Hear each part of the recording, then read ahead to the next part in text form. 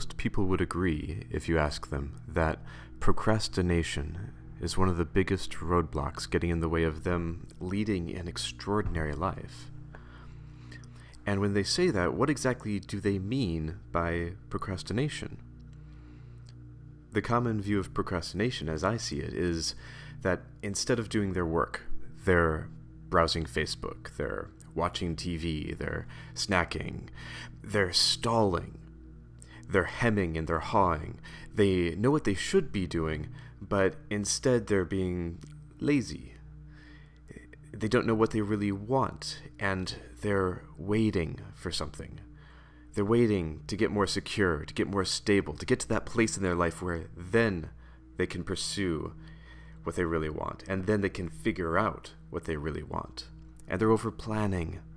And the more they think about all the things that they'll have to do to get what they really want, the more overwhelmed they feel, and the more they procrastinate.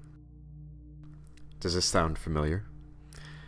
In summary, the common view of procrastination is putting things off. It's wasting our precious time and draining our enthusiasm for life.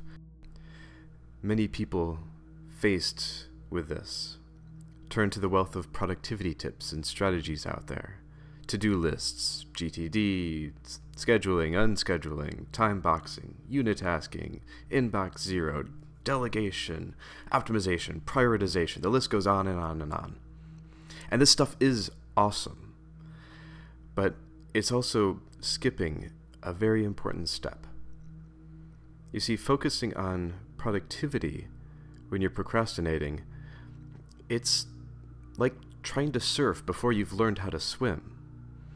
Productivity is the art of going faster, but procrastination is what happens when you're heading in the wrong direction. The real problem behind procrastination is not the procrastination itself, but how we think about it, how we think about procrastination. When you think of procrastination as putting things off, this belief actually causes you to procrastinate more, and I call this the procrastination trap. In the procrastination trap, your focus is on the procrastination activity, it's on the shoulds and the should-nots, and it's on self-judgment. Meanwhile, you've become disconnected from the actual experience of what you're doing. You're disconnected from what you're feeling. You're disconnected from what you are needing right now. You're disconnected from what is important. And you're disconnected from yourself. Most people who use the word procrastination are using it to beat themselves up. And contrary to popular behavior, shame is a terrible motivator. It's a mechanism by which we stop, as if we've done something wrong. When we hear that we should do something, even from ourselves, we rebel against that voice. When we beat ourselves up for not doing something that we should be doing, we become even less motivated to do it. The procrastination trap is the point of view of a victim, subject to blame rather than a source of choice. And since part of this whole procrastination problem is being caused by how we think about procrastination, I'd like to redefine procrastination into something that's more constructive. So I propose, when you think of procrastination, you think of procrastination as doing anything other than the most important thing in the moment. I want that to sink in. Procrastination is doing anything other than the most important thing in the moment.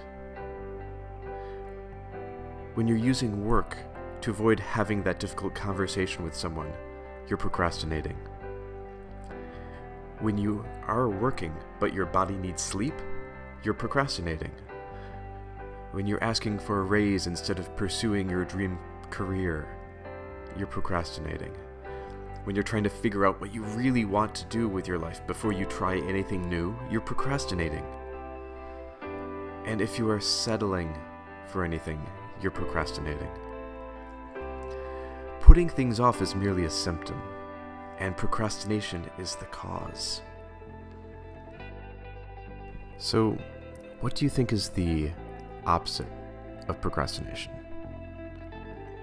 If procrastination is doing anything other than the most important thing in the moment, then it follows that the opposite would be doing the most important thing in the moment. Doing the most important thing. And by the way, that also means knowing what is most important. In every moment. Moment to moment to moment. The opposite of procrastination is taking action. But not just any action, meaningful action.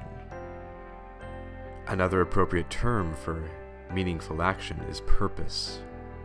And this isn't that elevator pitch kind of purpose. It's the embodiment of purpose. It's purpose in action. When you take meaningful action, your actions are colored by your connection with that meaning. Your behavior is purposeful. When you're tapped into this channel, even how you brush your teeth takes on new life. Allow yourself to start to imagine what your potential could be as a human being if that became your baseline way of operating in the world. What would that way of being feel like? Imagine being in a state where every moment was conscious, active, and infused with meaning. When I imagine that, I would describe that feeling as passion. Overcoming procrastination is about so much more than reclaiming a couple hours a day of wasted time so that your work is more efficient. When you begin putting your attention on meaningful action, you start to unfold your potential as a human being. You develop the courage and the power to pursue your dreams because they are important. Overcoming procrastination is taking the first step over and over again on a path to living your life more boldly and with more integrity. And there's a deceptively simple way for you to get started. Today. Right now. Start by asking yourself this question over and over again throughout your day. What is important right now?